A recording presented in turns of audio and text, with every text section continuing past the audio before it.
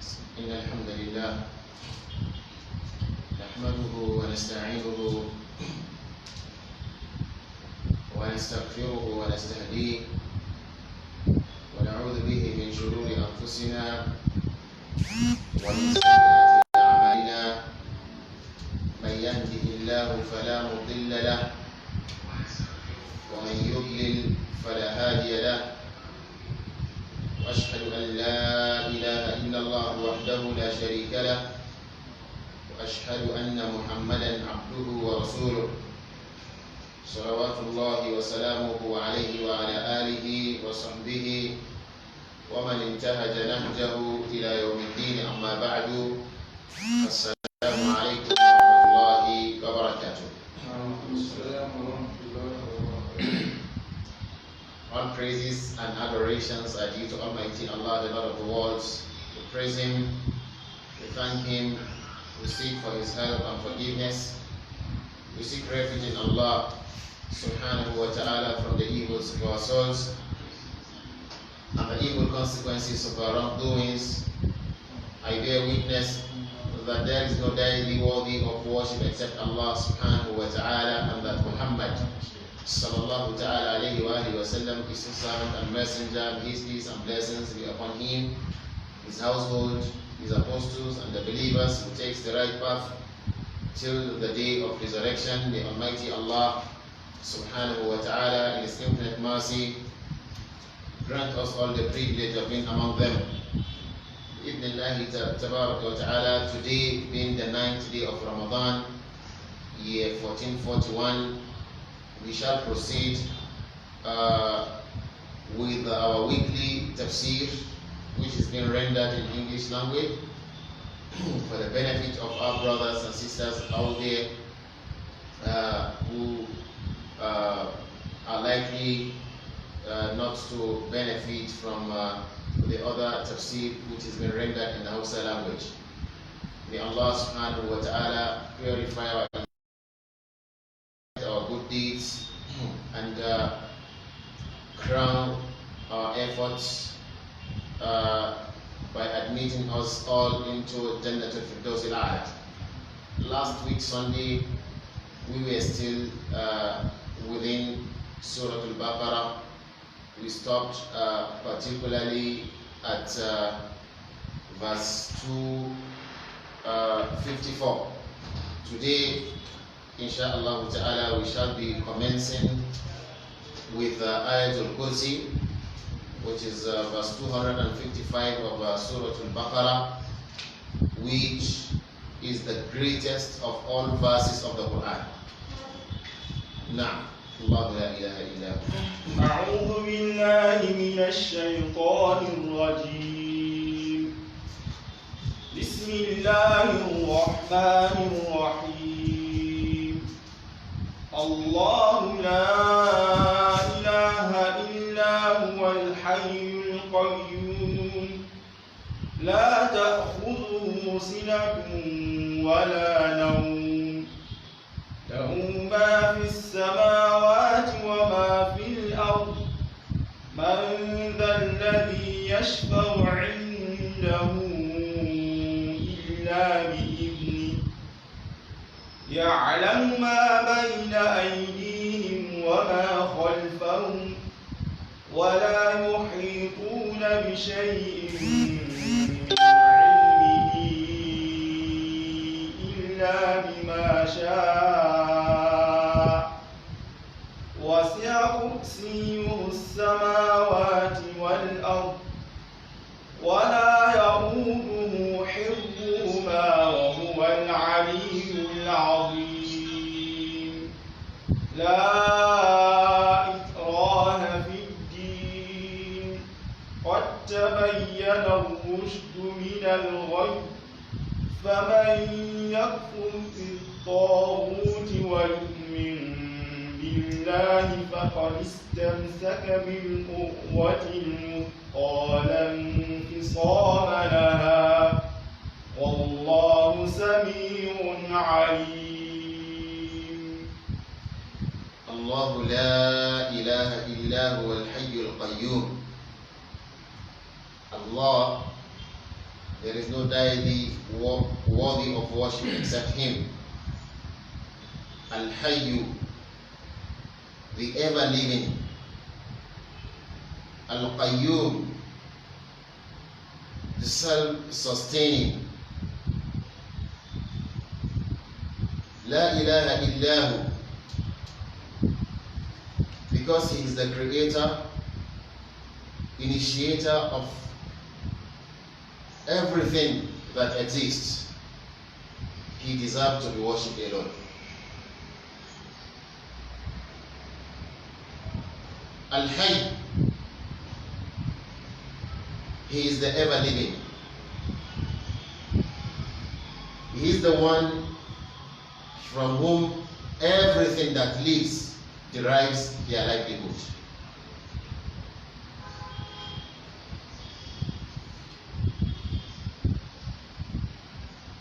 His type of life has no history of commencement, just like it has no end. Al-Qayyum, the self-sustaining.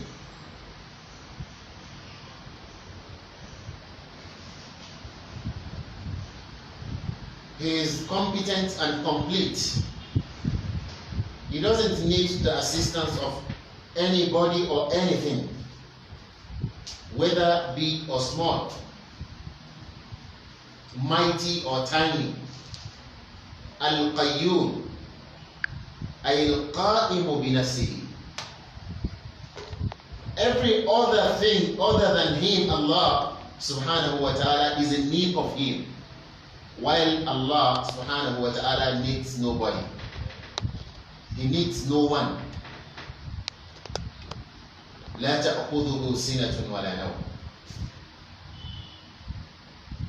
Neither drowsiness nor sleep grieves Him subhanahu wa ta'ala. له ما في السماوات وما في الأرض. To Him belongs everything that is within the heavens and the earth.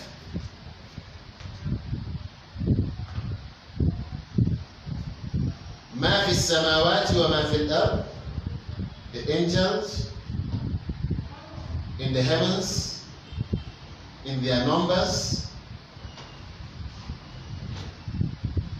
in their sizes, human beings on the earth, min ladun Adam, starting from Adam till the end of time, animals, with the whole of their species, which up till this moment, no science, no knowledge has been able to encompass all types of species of the creators of Allah subhanahu wa ta'ala amongst animals. Animals, those that lives on the land and those that lives beneath it in the water. To Allah subhanahu wa ta'ala belongs everything that is in the heavens and the earth. He commands them. He controls them. Preserving this possession of His subhanahu wa ta'ala does not tire Him. It is only that which Allah subhanahu wa ta'ala wishes that happens and occurs. It is only that which Allah subhanahu wa ta'ala wishes that takes place in the heavens and the earth. Because Allah subhanahu wa ta'ala controls it alone. He has no partners in doing that. Look at, as vast as the earth is under the control of Allah subhanahu wa ta'ala. Look at the heavens. As vast as the heavens are, they are under the control of Allah subhanahu wa ta'ala. من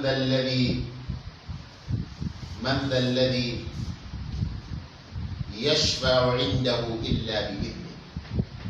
Who is it that will intercede before him, Allah subhanahu wa ta'ala, except with his permission? On the day of Qiyamah,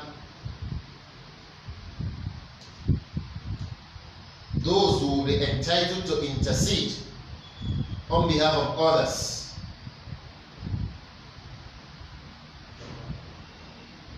will only be entitled to do that after Allah subhanahu wa ta'ala must have granted them permission. No one will have the audacity of commencing an intercession on behalf of others before Allah subhanahu wa ta'ala qabla al-ilm, before he must have been granted permission by Allah subhanahu wa ta'ala.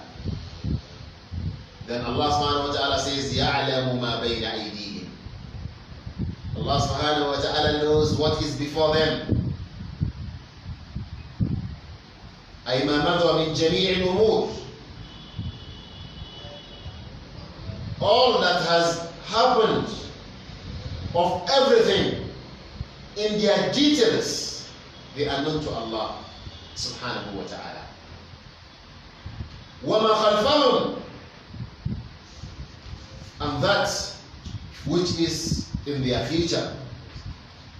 أي ما يستقبل منها فعلمه تعالى, and that which is yet to happen is within the knowledge of Allah subhanahu wa ta'ala. Allah subhanahu wa ta'ala knows it.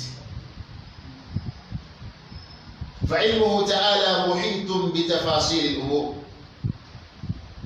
This is for the knowledge of Allah subhanahu wa ta'ala encapsulates and encompasses the details of everything.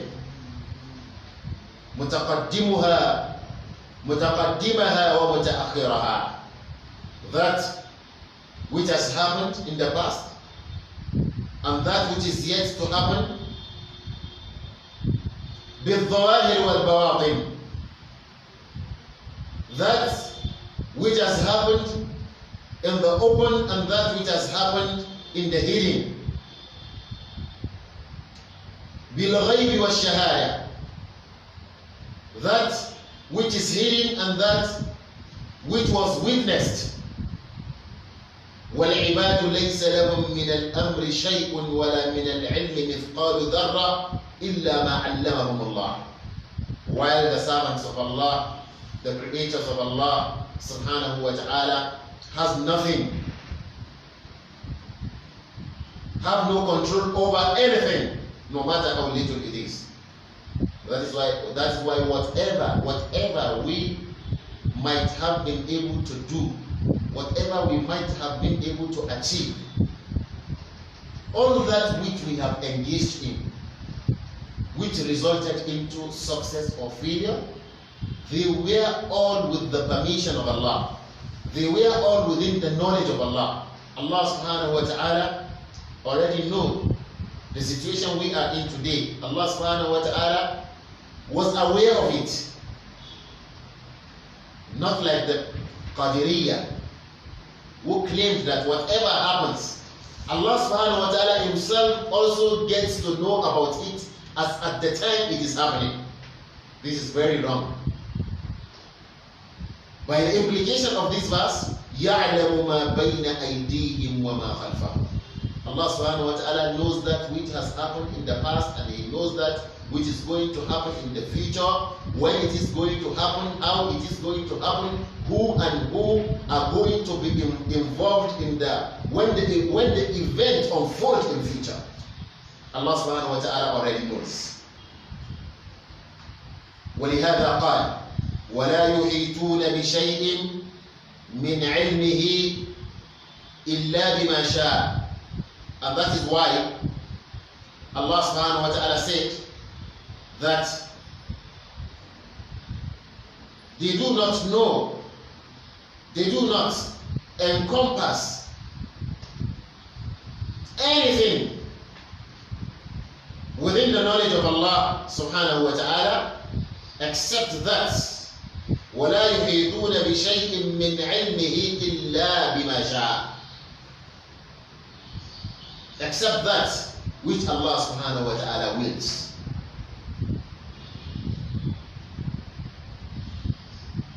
وَسِعَ كُرْسِيُّهُ السَّمَاوَاتِ وَالْأَرْضِ. The kursi of Allah, that is the footstool. That is in accordance with some authentic narrations from the Messenger of Allah sallallahu alaihi wasallam. Al-kursi mawdi'u al-qadamayn. That is why where Allah subhanahu wa ta'ala placed his feet.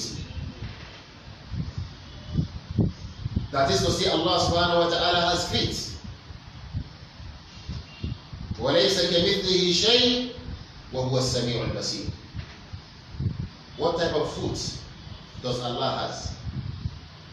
Does that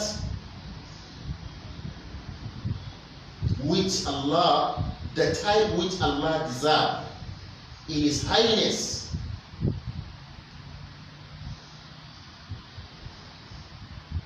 and exaltation and might, that is the foot. Nobody knows, nobody has ever seen, nobody has ever been able to think, nobody has ever and will ever be able to imagine how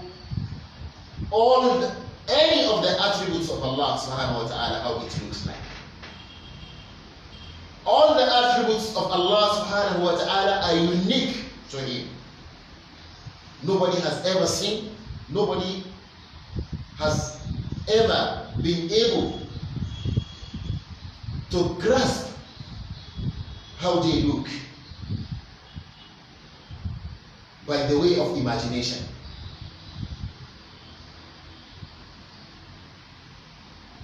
They look like what Allah subhanahu wa ta'ala desires in His exalted position of being the creator of everything that exists. In His exalted position of not having any attributes that can be compared to that of His creatures. وَسِعَ كُرْسِيُّهُ السَّمَاوَاتِ وَالْأَرْضِ. The kursi of Allah subhanahu wa ta'ala extends to the heavens and the earth. Subhanallah. The kursi of Allah extends to the heavens and the earth. That is only the kursi. The size of the kursi is the likeness of the size of both the heavens and the earth. Then, what do you think of the size of the arch, which is bigger than the kursi? And the said kursi is in the heavens.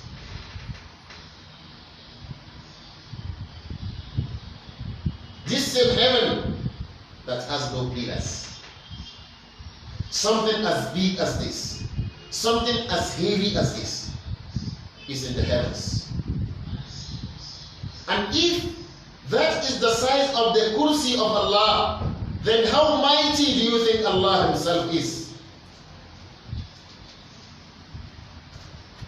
وهذا يدل على كمال عظمته وسعة سلطانه.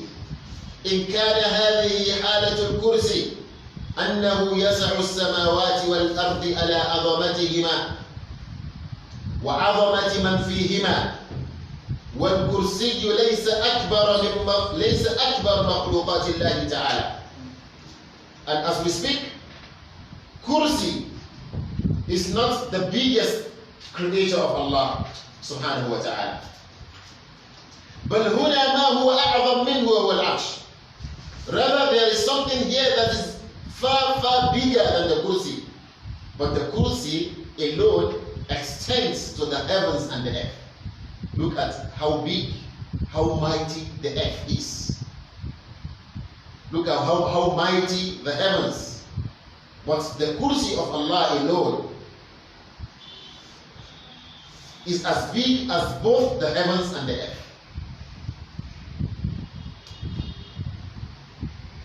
وَمَا لَا يَعْلَمُهُ إِلَّا, apart from the arsh of Allah subhanahu wa ta'ala, there are other creators which only Allah subhanahu wa ta'ala knows. وفي عظمة هذه المخلوقات تحير العقول وتكل الأبصار وتقلقل الجبال وتكأ عنها فهول الرجال. If you want to look at the mightiness of these creators of Allah subhanahu wa ta'ala, you'll see that your faculty of reasoning becomes weak.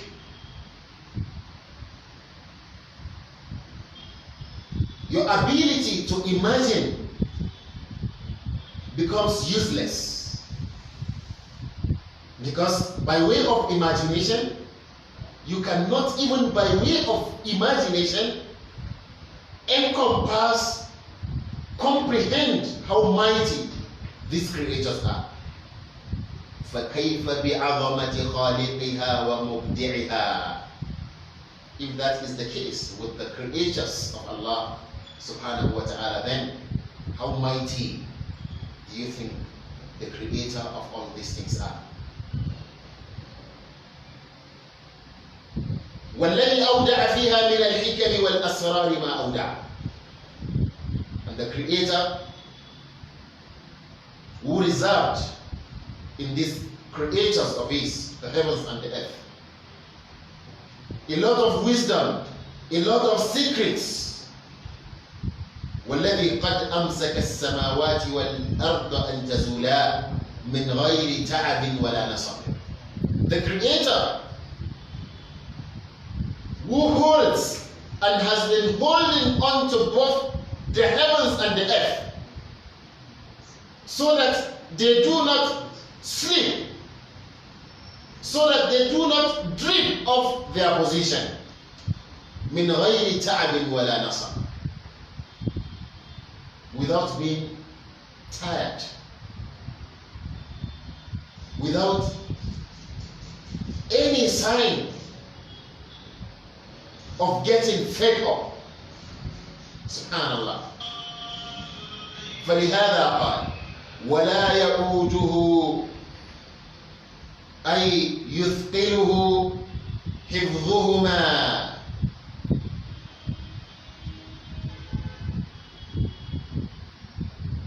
And the preservation of both the heavens and the earth does not tire him subhanahu wa ta'ala. He preserves it. The tradition of Allah subhanahu wa ta'ala on the earth, in the heavens and the earth, since the creation, since He created both, has never changed. The day the tradition is going to change is a sign of the end of time, when the sun will emerge from where it sets. Then the transition changes. وَهُوَ الْعَلِيُّ. And that Allah subhanahu wa ta'ala huwa al-Ali. He is the Most High. Al-Azim, the Mighty subhanahu wa ta'ala. Well, this verse of the Quran encapsulates all the meaning of Tawheed, Al-Ilahiyya, the Tawheed that has to do with the obligation of worshiping Allah subhanahu wa ta'ala alone, because He is the only one who deserves it. Tawheed al-Rububiyyah, the Tawheed which deals with the deeds of Allah subhanahu wa ta'ala, those things to which He alone has powers and jurisdictions over them.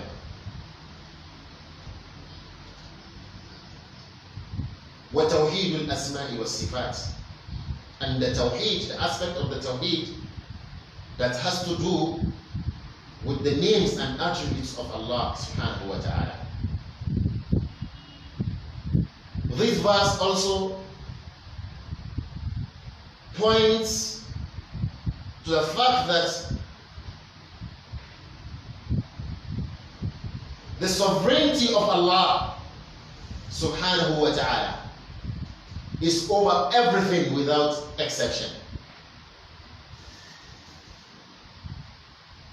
It also points to the fact that Allah subhanahu wa ta'ala is high and above all His creators.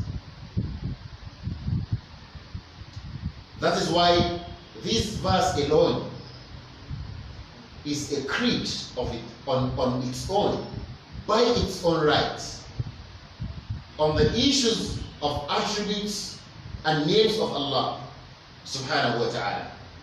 And every other names and attributes of Allah subhanahu wa ta'ala has already been encapsulated in those names mentioned here. Al-Hayyu, Al-Qayyum. Every other name of Allah subhanahu wa ta'ala falls under his attributes of Al-Hayy, the ever-living. Al-Qayyum, the self-sustaining. That is why these attributes, if you look at it, you see that we are also living. Nahnu ahya. We are also ahya. Our own type of life is a borrowed one, because it has limits. It has limits, and we don't have control over it. And we don't even have the knowledge of when it is going to end. And when we are alive, we are in need of the Almighty, Allah subhanahu wa ta'ala. Because of what Allah subhanahu wa ta'ala pleased in these verses of the Quran, the Messenger of Allah sallallahu alaihi wasallam was asked concerning the greatest verse of the Quran. He said, Ayat al-Kursi, the greatest verse of the Quran. The Messenger of Allah sallallahu alaihi wasallam said, Ayat al-Kursi. That is why Ayat al-Kursi is very important for each and every one of us to memorize. Ayat al-Kursi is one of those verses of the Quran which should not only be at our fingertips, but it should be on our tongue every now and then. And that is why it was reported that the Messenger of Allah sallallahu ta'ala alayhi wa alihi wa sallam said that whosoever recites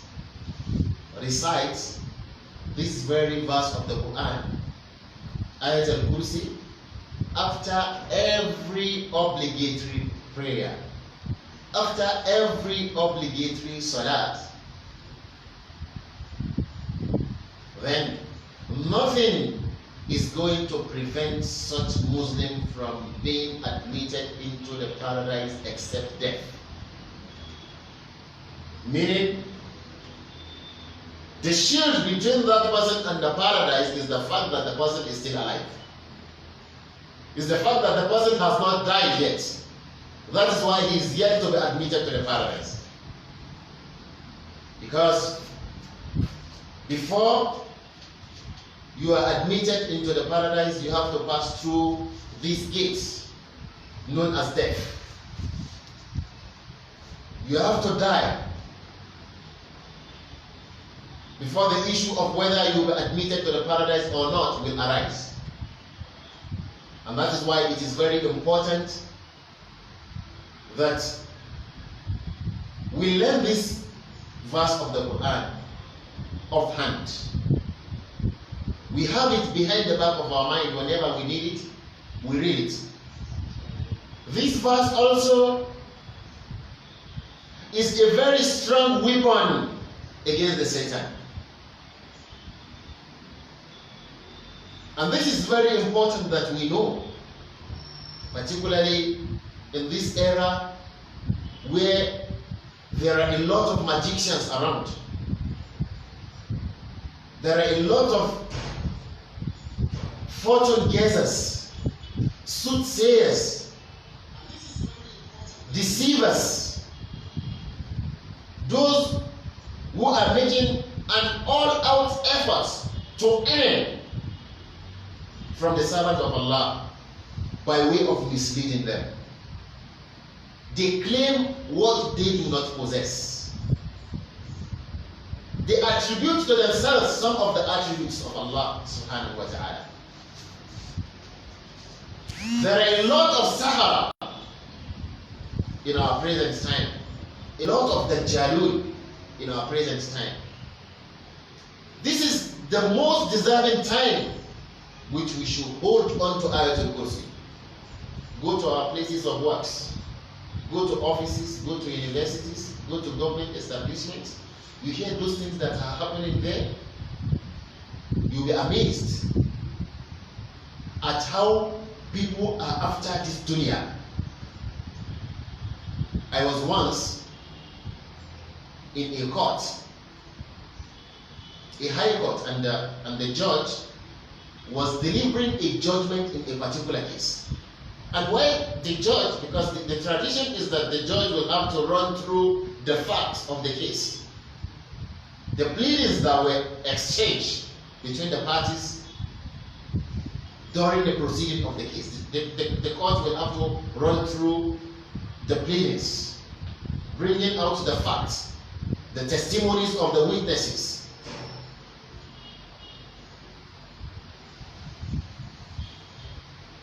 While the judge was doing that, then the case was between two university lecturers.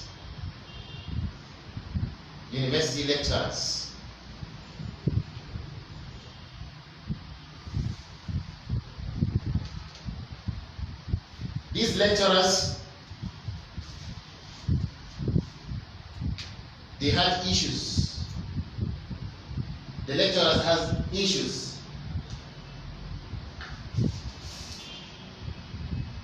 that led to litigation. During the course of litigation, they had no choice than to wash their dirty linens in the public because they were getting at one another. Then some of the mind-boggling facts was that one of the parties was alleged that the other party reliably informed him that in fact he contributed money to a cause. What was that? That a particular lecturer, then a name was mentioned. A name of a scholar whom I personally know was mentioned. And that scholar wasn't aware of the pendency of the said case. But because it has gone sour between these parties, they had to be exposing themselves.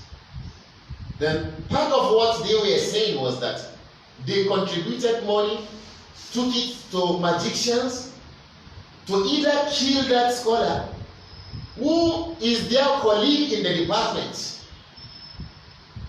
Is either the magician kills him, and these are Muslims, mind you.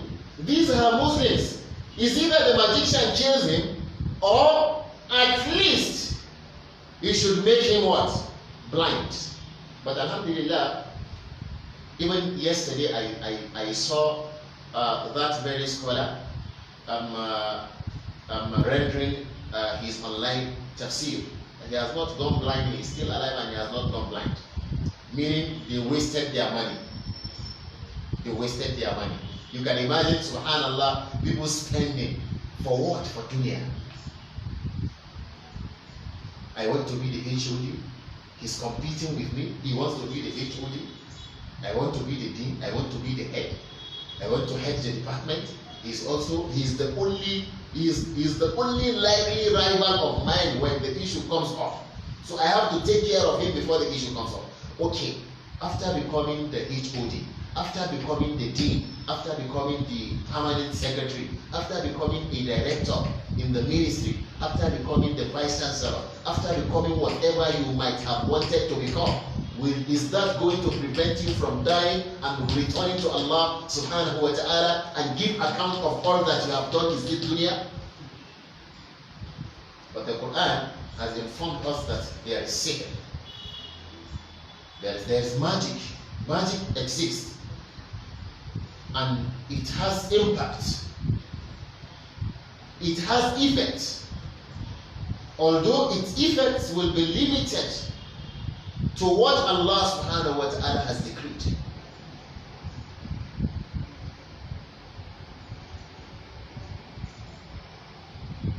And these I have heard of so many places of work because of the competition on issues that has nothing to do with our akhirah. People are ready to abandon their akhirah, their hereafter, go after dunya. They don't care about what the end is going to be when they meet Allah subhanahu wa ta'ala. And because the Sharia is not denying the fact that these things exist and they have effect, the Sharia taught us to protect ourselves, to seek the protection of Allah subhanahu wa ta'ala in the morning, in the evening. You do that daily. One of those weapons which if you hold on to, your enemies are going to be at the receiving end. They will always lose the battle with you. One of that very strong weapon is Ayatul Kursi.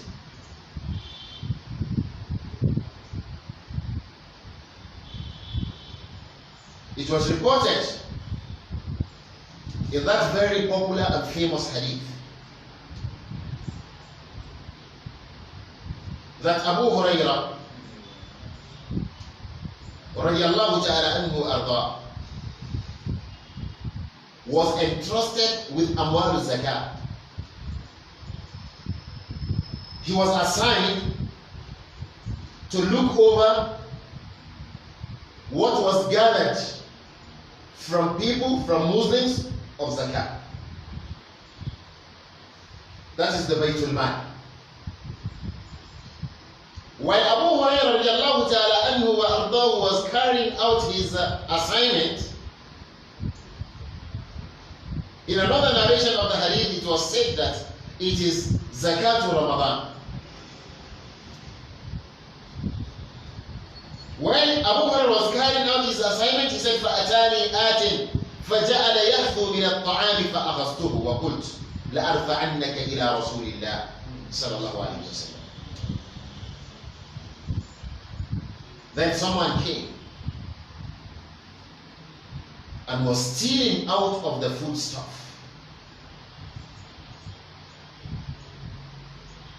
Then I got hold of him and I said to him, by Allah, I am going to take you to Rasulullah sallallahu alayhi wa sallam. قال إني محتاج وعلي عيال ولي حاجة شديدة. The person said, I am indeed in need, and I have a large family, and I have a very serious need to feed them and take care of them. That is what pushed me to stealing from this food. قال فخليت عنه. Abu Hurairah said, when the person said this, then I allowed him to leave. فأصبحت فقال النبي صلى الله عليه وسلم. The next day in the morning, when I came to the Messenger of Allah صلى الله عليه وسلم, even without reporting anything to him, without telling him anything, it was revealed to Rasulullah صلى الله عليه وسلم what happened to me last night concerning the person I caught stealing from the food. The Messenger of Allah صلى الله عليه وسلم said, يا أبا هريرة ما فعل أسيرك البارحة. O Abu Hurairah, what happened to the person you captured yesterday night? Although the Messenger of Allah صلى الله عليه وسلم wasn't there, Abu Hurairah radiallahu ta'ala anhu was amazed. قال قلت يا رسول الله شكا حاجة شديدة وعيالا فرحمته وخليت سبيله. Said, O Messenger of Allah, he complained about a very serious need and that he has family. That was why I pitied him and allowed him to leave. قال أما إنه قد كذبك وسيعود. The Messenger of Allah صلى الله عليه وسلم assured Abu Hurairah. He said, indeed, he has lied to you and he is going to come back. You know, the Messenger of Allah sallallahu alaihi wasallam having said this, Abu Hurairah radiallahu ta'ala anhu went back to his place of assignment and was really waiting for the person to come back, because the Messenger of Allah sallallahu alaihi wasallam said he was going to come back, and for sure that was going to happen. فعرفت أنه سيعود لقول رسول الله صلى الله عليه وسلم إنه سيعود. Abu Hurairah said, I was certain that he was going to come back for the sake of Rasulullah sallallahu alayhi wa sallam, that he was going to come back. فَرَصَدْتُهُ فَجَاءَ يَحْفُو مِنَ الطَّعَامِ فَأَخَذْتُهُ. Abu Hurairah said, I patiently waited for him because I was sure that he was going to come back. Then he came stealing out of the food stuff just like he did the previous night. Then I got hold of him. فقلت, then I said to him, لأرفعنك إلى رسول الله صلى الله عليه وسلم قال دعني فإني محتاج وعلي عيال لا أعود. He repeated the likeness of what he said yesterday. He said, please let me go, for I am seriously in need and I have family, but I promise not to come back. فرحمته وقليت سبيله فأصبحت فقال لي رسول الله صلى الله عليه وسلم. Abu Hurairah radiallahu anhu said, then I allowed him to leave. The next morning I came to the Messenger of Allah, the Messenger of Allah sallallahu alaihi wasallam, and he said, يا أبا هريرة ما فعل أسيرك البارحة. Your captive the previous night, what happened between you and your captive the previous night? قلت يا رسول الله شكا حاجة وعيالا فرحمته وخليت سبيله. O Messenger of Allah, he complained just like he did the other night, that he was in need and he had family. Then I pitied him and allowed him to go. قال أما إنه قد كذبك وسيعود. The Messenger of Allah repeated that indeed he has lied to you and he was going to come back. فَرَصَدْتُهُ الثَّالِثَةِ. Then for the third time I waited for him. فَجَاءَ يَحْثُو مِنَ الطَّعَامِ فَأَخَذْتُهُ فَقُلْتُ. Then he came still stealing, just like he did the two previous nights, stealing from the food stuff. Then فَأَخَذْتُهُ. Then I got hold of him. فَقُلْتُ لَأَرْفَعَنَّكَ إِلَىٰ رَسُولِ اللَّهِ صلى الله عليه وسلم. And I said to him that I am going to take you to Rasulullah صلى الله عليه وسلم. وهذا آخر 3 مرات أنك تزعم أنك لا تعود ثم تعود. And this is your last chance, because you have been promising not to come back and you will go and come back. قال دعني. He said, allow me to go. وأعلمك كلمات ينفعك الله بها. If you do, I am going to teach you some words with which Allah subhanahu wa ta'ala is going to benefit you. قُلْتُ مَا هُنَّ. You can imagine someone who has been coming to steal for the past 3 days suddenly becomes a teacher. He suddenly becomes a teacher. He says, if you allow me to go, I am going to teach you some words with which Allah subhanahu wa ta'ala is going to benefit you. قُلْتُ مَا هُنَّ. Abu Hurairah radiyallahu ta'ala anhu wa ardahu patiently asked. He said, what are the words you want to teach me? قال إذا أويت إلى فراشك فقرأ آية الكرسي. Then he said, if you take your position of sleep, if you lie on your bed, فقرأ آية الكرسي, then recite Ayat al-Kursi. This very verse of the Quran under our consideration. Allahu la ilaha illa huwa al-hayyul qayyum hatta takhtima al-ayah. Read that verse until you complete it. فَإِنَّكَ لَنْ يَزَالَ عَلَيْكَ مِنَ اللَّهِ. If you do, for you indeed, a guardian from Allah subhanahu wa ta'ala will remain upon you. وَلَا يَقْرَبُكَ شَيْطَانٌ حَتَّى تُصْبِحْ. And a Satan will never ever be able to come close to you until the next morning. That is, Allah subhanahu wa ta'ala, if you do, Allah subhanahu wa ta'ala is going to place upon you a guard protecting you from all evil, and no Satan will be able to come close to you. You know, most of these evil things happens in the darkness of the night. The evildoers prefer to execute their projects, their objectives. They prefer to execute their targets during the darkness of the night. And that is why there are a lot of teachings of the Quran and Sunnah of Rasulullah sallallahu alaihi wasallam concerning the night. لن يزال عليك من الله حافظ ولا يقربك شيطان حتى تصبح. And a Satan will not be able to come close to you throughout the night. فَقَلَّيْتُ سَبِيلَهُ. Having said this, I allowed him to go. فَأَصْبَحْتُ فَقَالَ لِي رَسُولُ اللَّهِ صلى الله عليه وسلم. Then in the morning, I went to the Messenger of Allah and he said to me, مَا فَعَلَ أَسِيرُكَ البَّارِيَةِ. What happened between you and the person you captured last night? قلت يا رسول الله صلى الله عليه وسلم زعم أنه يعلمني كلمات ينفعني الله بها فخليت سبيله. He said, O Messenger of Allah, he claimed to teach me some words with which Allah subhanahu wa ta'ala is going to benefit me. Then I allowed him to go. قال ماهي.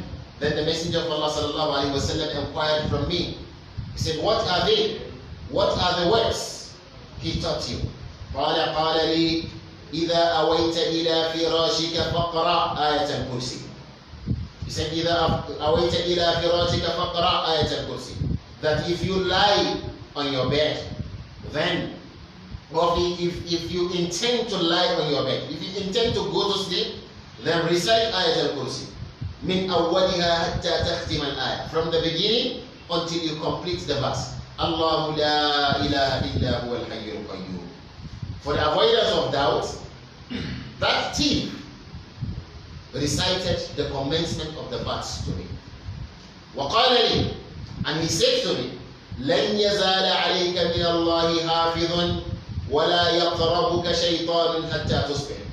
That if I recite this verse of Ayat al-Kursi, that a guard from Allah is going to remain permanently on me until the next morning, and that a Satan will not be able to come close to me till the next morning.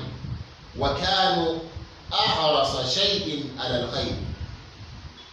فَقَالَ النَّبِيُّ صلى الله عليه وسلم. Then the Messenger of Allah صلى الله عليه وسلم said, أَمَا إِنَّهُ صَدَقَكَ وَهُوَ كَذِيبٌ. That indeed he has said the truth he was truthful with you. وَهُوَ كَذِيبٌ. Despite the fact that وَهُوَ كَذُوبٌ, despite the fact that he is a liar. تَعْلَمُ مَنْ يُخَاطِبُكَ مُذْ ثَلَاثَ لَيَالٍ. Do you know the person with whom you have been conversating for the past 3 nights? Ya Abu Hurairah, or you Abu Hurairah, do you know who that person is? قلت لا. I said, no, I don't know. قال ذاك شيطان. ذاك شيطان. That person who has been coming to you for the past 3 nights is a devil, is a Satan. The person who has been coming to you for the past 3 nights is a Satan. رواه البخاري. That is to say that the Satan himself was the one who revealed the fact that Ayatul Kursi is a weapon they cannot withstand. Is a weapon the Satan cannot withstand. Wherever Ayatul Kursi is being recited, then the Satan cannot penetrate. The Satan cannot afflict the person who recites Ayatul Kursi always. The Satan cannot harm any person who recites Ayatul Kursi before going to bed. And that is why we are being urged to make sure that we recite Ayatul Kursi as the last thing before we go to bed, as a way of seeking protection of Allah subhanahu wa ta'ala. Because that time which you go to bed is the time when some people goes into action. Is the time when some people, that there are some people who eagerly wait for the darkness of the night to emerge so that they start their evil activities. That is why it is of enormous importance that we do this. We make it our tradition unfailingly. We recite this after every salat. We recite it before going to bed. Now in this hadith, if someone is known to be a liar, a well-known liar, but the person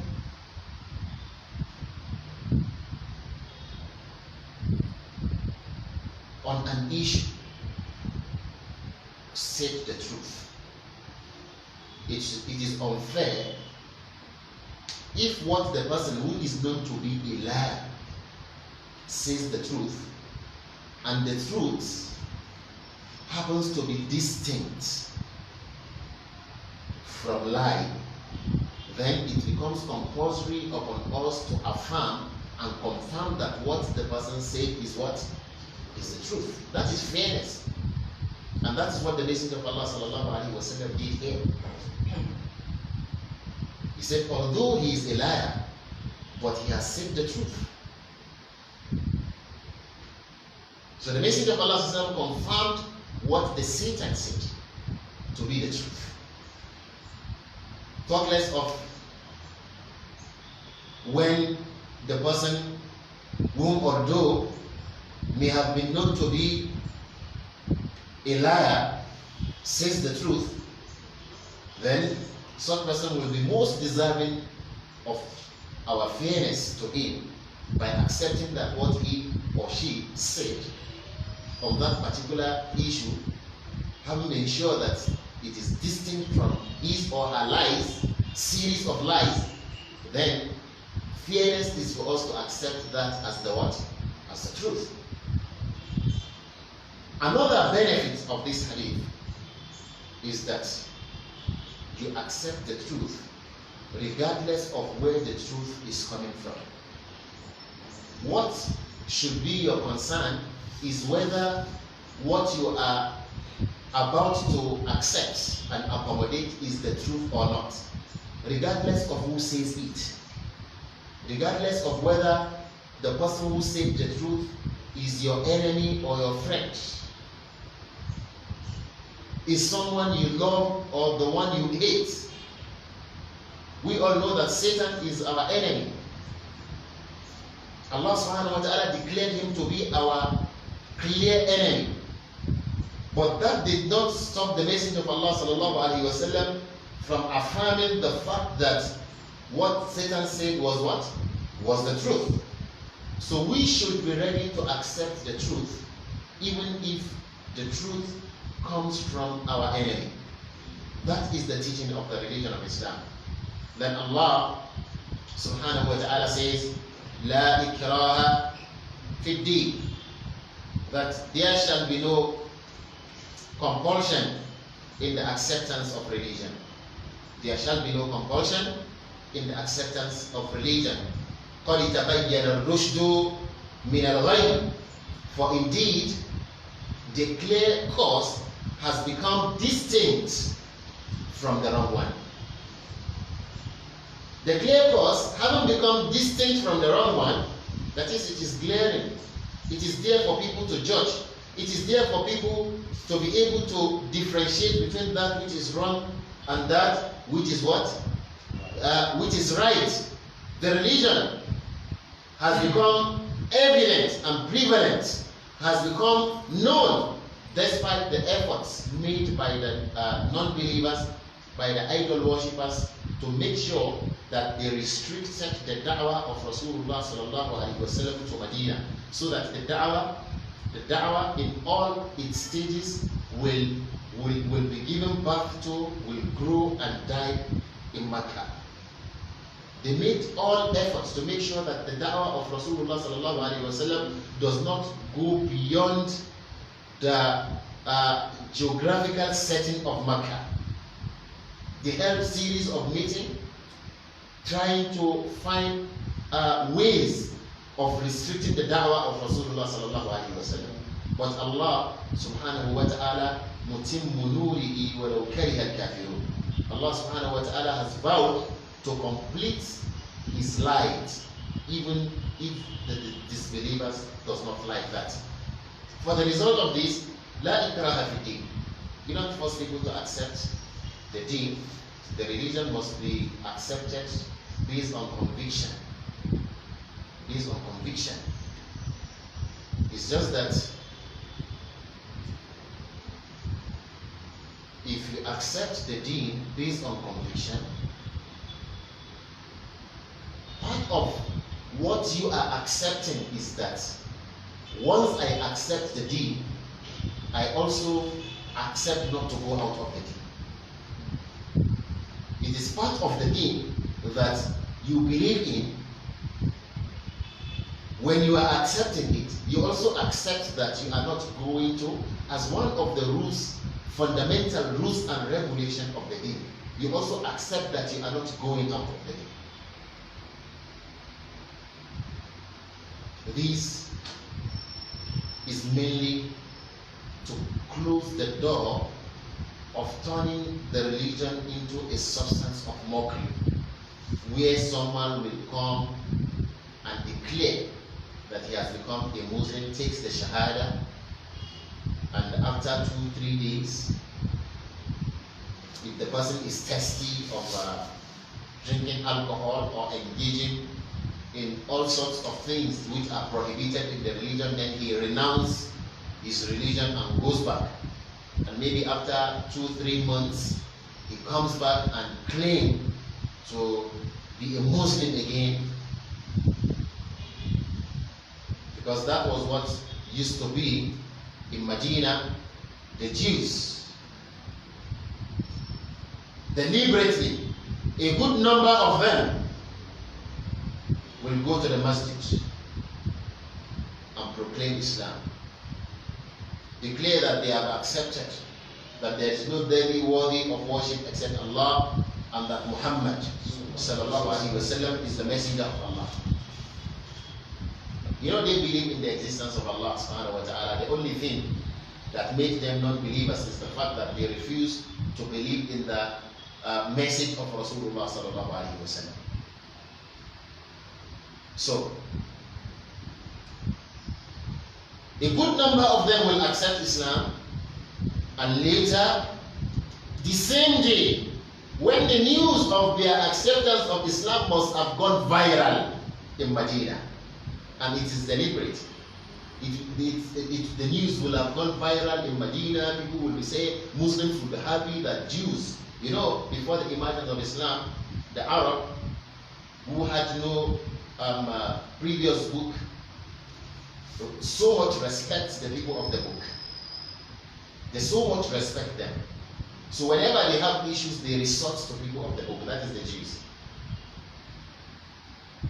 But when Allah subhanahu wa ta'ala brought out the messenger from the Arabs, the Jews found it degrading to them to be followers of Arabs. So they refused to believe. So the Arabs will be happy that a good number of Jews have accepted Islam. The believers will be jubilating. Then before sunset, these same people will come and say, we have renounced the religion. And that was their intention from inception. Even as at the time they were accepting the religion, they had the intention of renouncing it before sunset. So they did not really accept the religion. So before the sunset, they will go about telling people, we have renounced our religion. We are no more interested in the religion of Islam. We thought there is something to write home about in the religion, but we have tested it. We've seen nothing in it, so we are leaving. And while they will be living, they will not be living alone. They will not be living alone. They will also live with those who had a weak iman, those who are not yet strong in faith, those who so much before the emergence of Islam respect the views of the Jews. Then deliberately they will live, and some of these will also apostate with them. Then the religion becomes a substance of mockery. Someone will come and say, I am a Muslim, and later, in the next 2-3 hours, they will say, I am no longer interested. So then Allah subhanahu wa ta'ala legislated that if you are a Muslim, it is compulsory for you to continue to read. So there is no contradiction between the fact that there is no compulsion in the acceptance of religion and the fact that if you want to live, if you decide to live, the ruling of the Sharia is that you have apostated and you deserve to be what? To be killed. Because the religion of Islam is sacred and sacrosanct, and we need not to be apologetic about this. We can say this anywhere because that is what Allah has decreed. That is what Allah subhanahu wa ta'ala has revealed to be the ruling. Do you have any authority to question it? Nobody can question this. And there is no reason why we Muslims should be apologetic while we talk about this. I did not write this. I did not legislate this. It is Allah subhanahu wa ta'ala. It is the rules and regulations of Allah subhanahu wa ta'ala. So when you are accepting the religion, one of the creed, one of the rules and regulations of the religion, which you accepted based on conviction, is that once you accept it, you cannot what? You cannot go out of it. Allah subhanahu wa ta'ala says, فَمَنْ يَكْفُرْ بِالطَّاغُوتِ وَيُؤْمِنْ بِاللَّهِ فَقَدْ اسْتَمْسَكَ بِالْعُرْوَةِ الْوُثْقَى لَا انْفِصَامَ لَهَا. And whosoever disbelieves in the Taghut. Taghut is whatever is being worshipped besides Allah. That is Taghut. So you cannot be a believer, you cannot be a true believer if you do not disbelieve in Taghut. If you do not disbelieve in Taghut. You can't believe in Allah and at the same time believe in Taghut. Believe in other things which are being worshipped other than Allah. Believe that they also have some sort of control over human beings, over how things happen in the world, so on and so forth. You believe that those idols also possess some powers, and at the same time you claim to believe in Allah. It cannot happen. Then you are not a Muslim. You must disbelieve in every other thing, and that's why Allah subhanahu wa ta'ala put what? the issue of disbelief in Taghut. فَمَنْ يَكْفُرْ بِالطَّاغُوتِ. Even before mentioning Iman, he made mention of you first of all disbelieving in every other thing that is being worshipped other than Allah, that is being worshipped besides Allah. وَيُؤْمِنْ بِاللَّهِ. And he believes in Allah. After disbelieving in Taghut, he believes in Allah. Allah subhanahu wa ta'ala says, فَقَدْ اسْتَمْسَكَ بِالْعُرْوَةِ الْوُثْقَى لَا انْفِصَامَ لَهَا. Such person has indeed held a strong handhold, لَا انْفِصَامَ لَهَا, that does not what? That does not cut off. وَاللَّهُ سَمِيعٌ عَلِيمٌ. And Allah subhanahu wa ta'ala, Sami', is all hearing, Alim, and all knowing. His knowledge subhanahu wa ta'ala, his hearing subhanahu wa ta'ala encompasses everything, and his knowledge subhanahu wa ta'ala encapsulates everything. So because of this, based on this, Allah subhanahu wa ta'ala is going to reward people, his creators, on their good deeds and their bad deeds. And this is the essence of holding onto the strong handhold that does not what? That does not get cut off. Once you hold on to Tawheed, then Allah subhanahu wa ta'ala is going to ease your task of worshipping Him. Once you disbelieve in every other thing that is being worshipped besides Allah subhanahu wa ta'ala, this is the most difficult aspect of the deen. This is the main foundation of the deen. This is the foundation upon which every other thing that you do in the name of religion, this is the foundation upon which it lies. Once this foundation is not there, then every other thing becomes useless. May Allah subhanahu wa ta'ala protect us. There are a lot of people out there in the name of Muslim scholars who try to mislead people, particularly the Yorubas that will say Esin Okwajo. That is to say that you can also be doing some of those things while you remain a Muslim. Don't deceive yourself. You cannot be a Muslim while you resort to other deities. You resort to other beings, other things to solve your problem. You visit magicians. You believe in what they do, or you call on gods, and you still claim to be a Muslim. You cannot be practicing the religion of idol worshipping and at the same time claim to be a Muslim. That was what the mushrikun of Mecca invited the Messenger of Allah sallallahu alaihi wasallam to do. And that was why Allah subhanahu wa ta'ala revealed Surah Al-Kafirun. قُلْ يَا أَيُّهَا الْكَافِرُونَ لَا أَعْبُدُ مَا تَعْبُدُونَ. Tell them, O you who have disbelieved, that I will never ever worship that which you worship. So you cannot, it's either you are here or there. You cannot be here and there at the same time with your deeds. Inshallah, may Allah subhanahu wa ta'ala accept our good deeds. May He subhanahu wa ta'ala purify our intention and grant us steadfastness on Tawheed till the time we shall be returning to Him. Because of time, we are going to draw the curtain here.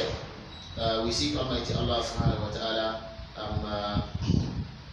in His infinite mercy to make all that we have said, make it of benefit to each and every one of us, and that He advance the saying, the act of saying and the act of listening into the scale of our good deed on the day of judgment. هذا سبحانك اللهم وبحمدك أشهد أن لا إله إلا أنت أستغفرك وأتوب إليك.